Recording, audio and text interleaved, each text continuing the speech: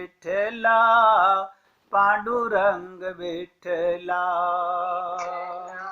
विठ्ठल विठ्ठल विठ्ठला पांडुरंग विठ्ठला विठ्ठल विठ्ठल विठ्ठला पांडुरंग विठ्ठला विठ्ठल विठ्ठल विठ्ठला पांडुरंग विठ्ठला विठ्ठल विठ्ठल विठ्ठला पांडुरंग विठ्ठला विठ्ठल विठ्ठल विठ्ठला पांडुरंग विठ्ठला ओ विठ्ठल विठ्ठल विठ्ठला पांडुरंग विठ्ठला। तो देखिए, राजा का बेटा राजकुमार मंदिर के बाहर, उस मंदिर में से ये बड़ी सुरीली आवाज आ रही होती है। वो इतना आकर्षित होता है, सोचता है कौन कितना सुंदर गायन कर रहा है और ये किस देवता का भजन है। यही सोचते सोचते राजकुमार रथ से उतरकर मंदिर की तरफ जाता है, परंतु तब तक गायन समाप्त हो जाता है और जो गायन गाने वाली थी वो चली जाती है।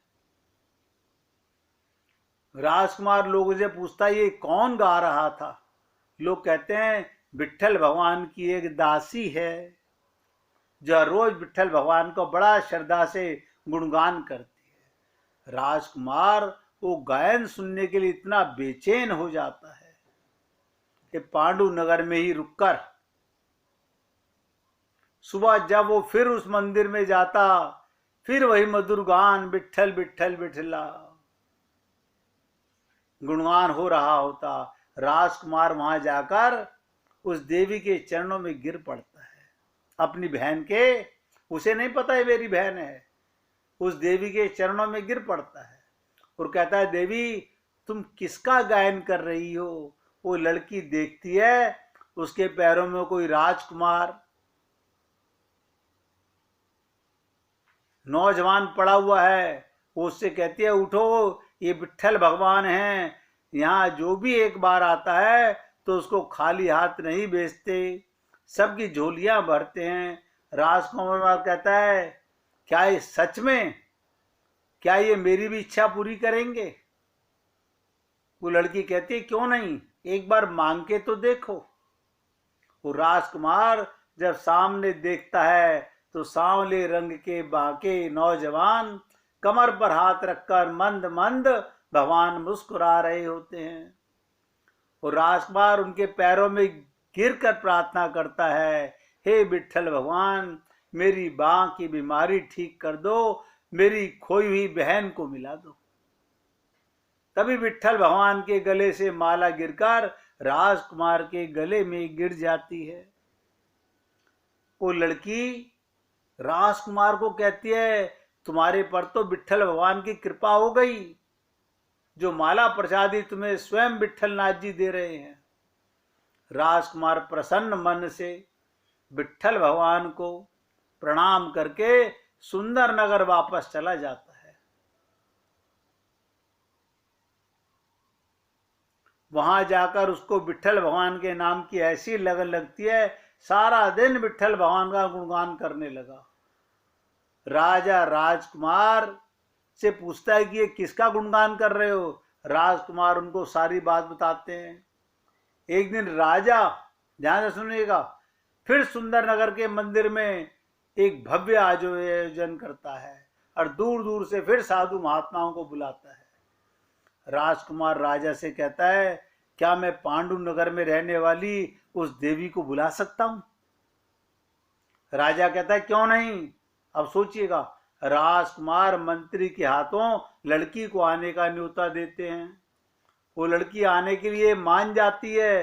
तभी उस लड़की को महात्मा कहते हैं कि बेटी तुम अकेले ना जाओ, मैं तुम्हारे साथ चलूंगा। मैं काफी साल पहले वहां गया था। महात्मा और लड़की वहां जाकर मंदिर में विट्ठल भगवान का गुणगान करने लगे। सभी आए हुए लोग आनंद से झूमते गाते, राजा रानी और राजकुमार भी खूब विट्ठल का नाम लेने लगे। सभी लोग उस लड़की के रूप में तथा उसकी सुरीली आवाज के तारीफ करने लगे। तब गायन संपन्न हो जाता है। राजा महात्मा जी के पास आकर कहता है, आपकी बेटी का स्वरूप पूर्ण रूप से किशोरी जैसा है और आवाज में तो सरस्वती का निवास है।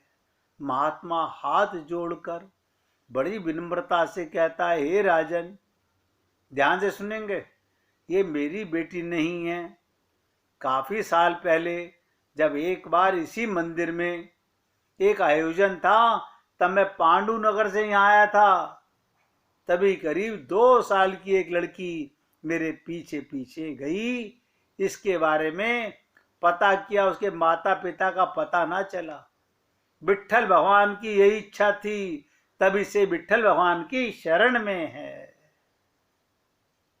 अब आप सोचिएगा, ये बात सुनते ही राजा और राजकुमार एकदम से हैरान हो जाते हैं और राजा कहता है, ये तो हमारी खोई हुई राजकुमारी है। रानी अपनी बेटी को पाकर बहुत प्रसन्न होती है। विट्ठल भगवान की कृपा से जो ठाकुर जी का ही दूसरा रूप सब मिल जाते हैं और वो सब मिलकर फिर विट्ठल भगवान की जय जयकार करते हैं। आप सोचिएगा, कौन जानता था कि कहां कैसे उस बच्ची को जाना था, कैसे उसको विट्ठल भगवान की कृपा प्राप्त होनी थी।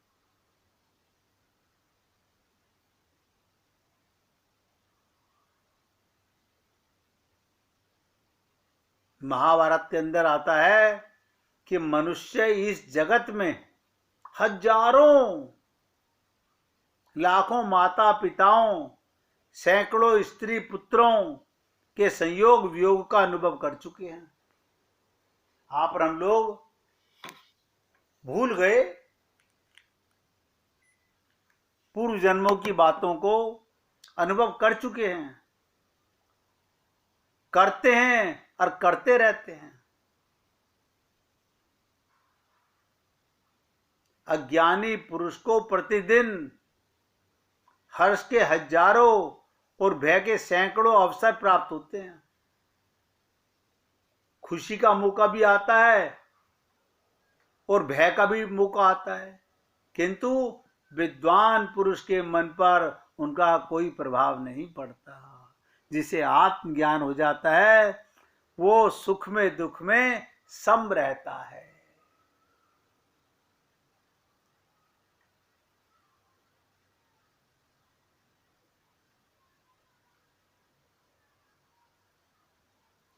कहते हैं ना, जो जागा हुआ है वो दोनों हाथ ऊपर उठाकर पुकार पुकार कर कह रहा है, मेरी बात कोई सुनता नहीं। धर्म मोक्ष तो सिद्ध होता ही है, अर्थ और काम भी सिद्ध होता है, तो भी लोग उससे सेवन क्यों नहीं करते। अब ध्यान से सुनिएगा, ये निचोड़ बता रहा हूं महाभारत का। कामना से, भय से, लोभ से अथवा प्राण बचाने के लिए भी धर्म का त्याग ना करें। नित्य है और सुख दुख अनित्य है। परमात्मा को धारण करना वो तुम्हें मिला हुआ है, नित्य है, और सुख दुख अनित्य हैं। इसी प्रकार जीवात्मा नित्य है और उसके बंधन का हेतु अनित्य है। ये बंधन पक्का नहीं है, ये नित्य नहीं है, एक दिन जरूर समाप्त होगा। ये भगवान की कृपा आप हम लोगों पर नारायण कर रहा है। इसलिए आपसे कह रहा हूं कि जिसे आत्मज्ञान का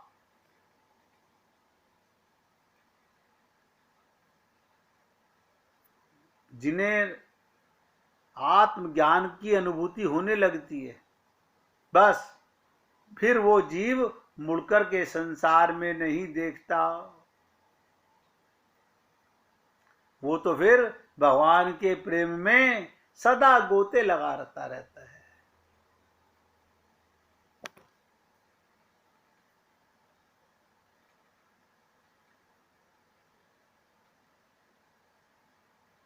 इसलिए अब हमको जो हमारी करने वाली भक्ति है, आपको सुनकर के हर्ष होगा, लेकिन उस भक्ति को करने से पहले जो बात मैंने आपसे अभी निवेदन की थी, मन क्रम वचन छाड़ी चतुराई, निष्कपट भाव पहले होगा तो भक्ति की शुरुआत होगी। किससे मिलना है? जो मिला हुआ है, अनुभव में नहीं आ रहा।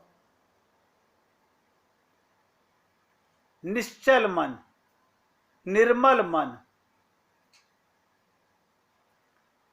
कपट से नहीं मिलेगा भगवान।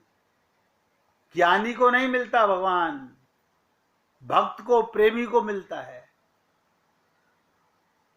अब हमको जो भक्ति करनी है उस पर हमें गंभीर विचार करना है।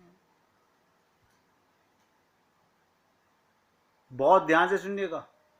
जो हमारे करने का काम है उस पर विचार करना है, लेकिन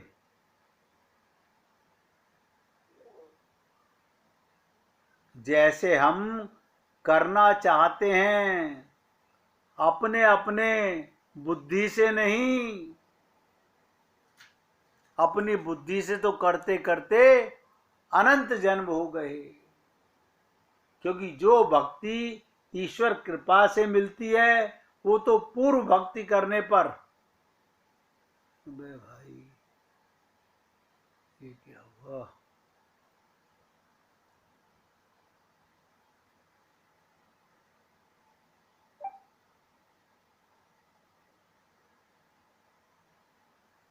अब आवाज आ रही है भैया? राधे राधे जी, आवाज आ रही है मेरी? ठीक है भैया, तो बहुत ध्यान सुनिएगा।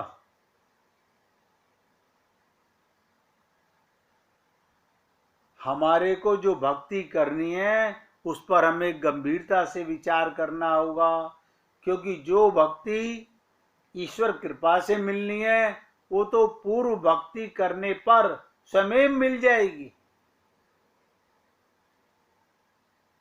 उस विषय पर कोई विचार नहीं करना। आप बताइएगा, आपने कभी ये विचार किया मैं पैदा कैसे हो गया? बस सुन लिया कि कबहू के करुणा नर देही, ये तो भगवान की कृपा से अपने आप हो ही गया। भगवान ने कृपा करके आप और हम लोगों को मनुष्य शरीर दिया, ये भगवान की कृपा है। हमें संत महात्माओं का संग मिल गया, ये भी भगवान की कृपा है। मैंने कई बार आपसे निवेदन किया, बिनु हरि कृपा में नहीं संता। तो हमें जो करना है, भगवान की कृपा तो दिव्य है, अनिर्वचनीय है।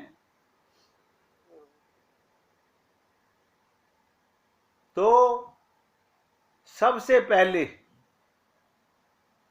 भक्ति शब्द का अर्थ समझना होगा।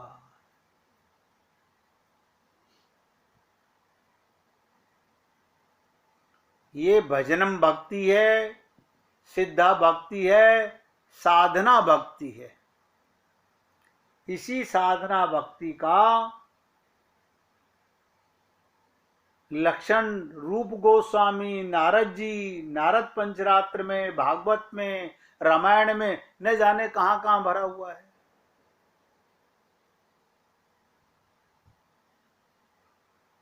नारद जी का ध्यान से सुनिएगा।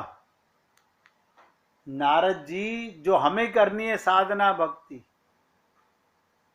उसके लिए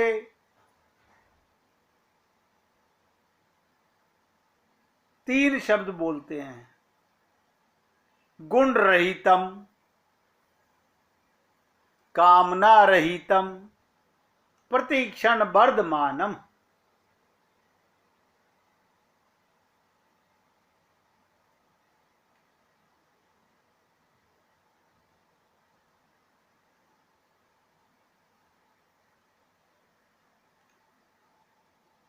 तीन बातें जो हमें भगवान से प्रेम भक्ति करनी है वो बहुत इंपॉर्टेंट हैं।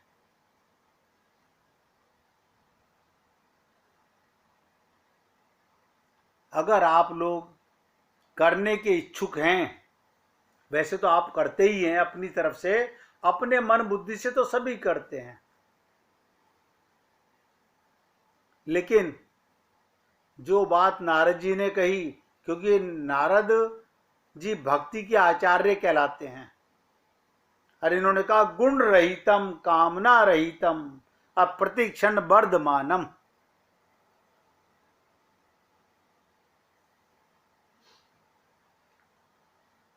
पूरी ताकत लगा के समझना होगा। उन तीनों में प्रथम तो ये अन्य सब प्रकार की इच्छाओं से रहित हुआ जाए।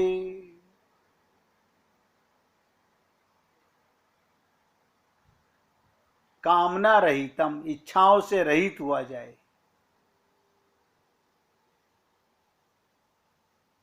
दूसरा ये भक्ति के ऊपर ज्ञान, कर्म, तपश्चर्या आदि किसी का भी आवरण नहीं होना चाहिए।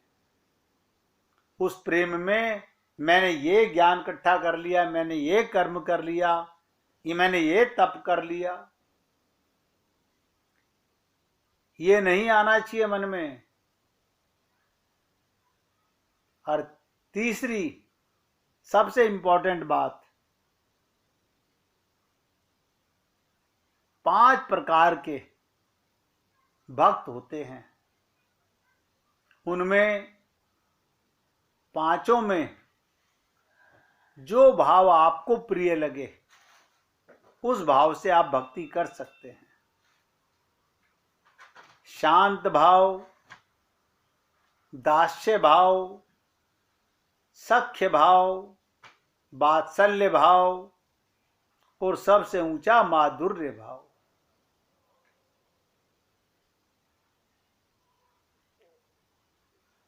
सबसे ऊंचा माधुर्य भाव। अब पांचों की अलग अलग स्टेज है। शांत भाव के भक्तों को शांत भाव का प्रेम मिलता है, दास्य भाव वाले को स्वामी का सुख मिलता है, सख्य भाव को मित्रता तक का आनंद मिलता है परमात्मा से, और वात्सल्य भाव में या तो तुम भगवान की संतान बने या भगवान को अपनी संतान माना। और सबसे ऊंचा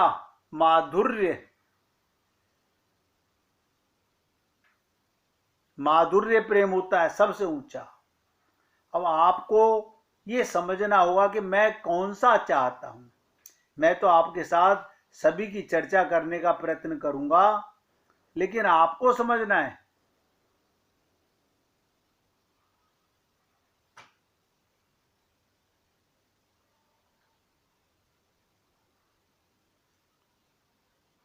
लेकिन इसकी चर्चा परसों करूंगा।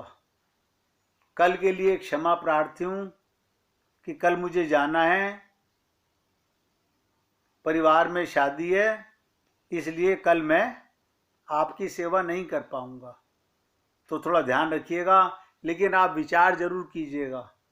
ये 3 चीजें अगर आपने जीवन में उतार ली, पहली चीज तो ये अन्य सब प्रकार की इच्छाओं से रहित हुआ जाए, केवल भगवत प्राप्ति की इच्छा हो। आपकी इच्छा बता रहा हूं, आत्मा की इच्छा ही होनी चाहिए, मेरे मन में ये इच्छा होनी चाहिए। दूसरा ये भक्ति के ऊपर आपका कोई ज्ञान, कोई कर्म, कोई तपश्चर्या का आवरण नहीं होना चाहिए। मैंने इतनी बार पाठ किया, मैंने इतने एकादशी के व्रत किए, मैंने इतने ये काम कर लिए, तपस्या कर ली, कुछ नहीं। और तीसरी बात मैंने जो आपसे निवेदन की कि 5 भाव से भक्ति की जाती है, क्योंकि मैं अब इन्हीं तीनों पॉइंटों को लेकर के परसों से आपके साथ भक्ति मार्ग पर पूरा प्रयत्न करेंगे। और आपसे निवेदन कर रहा हूं, अगर आप भी प्रयत्न करेंगे तो कामयाबी आपके कदम अवश्य चूमेगी। मन में पूर्ण विश्वास के साथ आगे बढ़ेंगे तो भगवत प्राप्ति होगी। शंका पहले ही मन में लेके चलेंगे, कर तो रहे, पता नहीं क्या होगा क्या नहीं होगा, तो कोई गारंटी नहीं है। इसलिए जो मैंने आपसे निवेदन किया गया आप सोच के रखिएगा। और ये तीनों बातें जो मैंने आपसे कही, गुण रहितम कामना रहितम प्रतिक्षण वर्धमानम, इन्हीं को बेस मानकर हम आगे की चर्चा साधना भक्ति में शुरुआत करने का प्रयत्न करेंगे। आज सत्संग को यहाँ विराम दे रहा हूँ और आप सबसे निवेदन कर रहा हूँ, अब तक जो भक्ति योग पर, भक्ति पर चर्चा की है उसमें सोचिएगा, खोजिएगा कि मैंने अब तक क्या नहीं समझ पाया हूँ। आप पूछेंगे, मैं जरूर आपकी सेवा करने का प्रयत्न करूंगा। अब 1 मिनट भगवान का कीर्तन करेंगे। हरे कृष्ण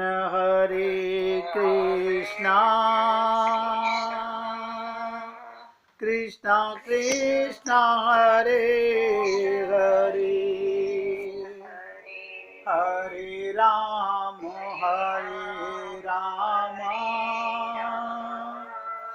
राम राम हरे हरे, हरे कृष्ण कृष्ण कृष्ण हरे हरे, हरे राम राम राम हरे हरे, हरे कृष्ण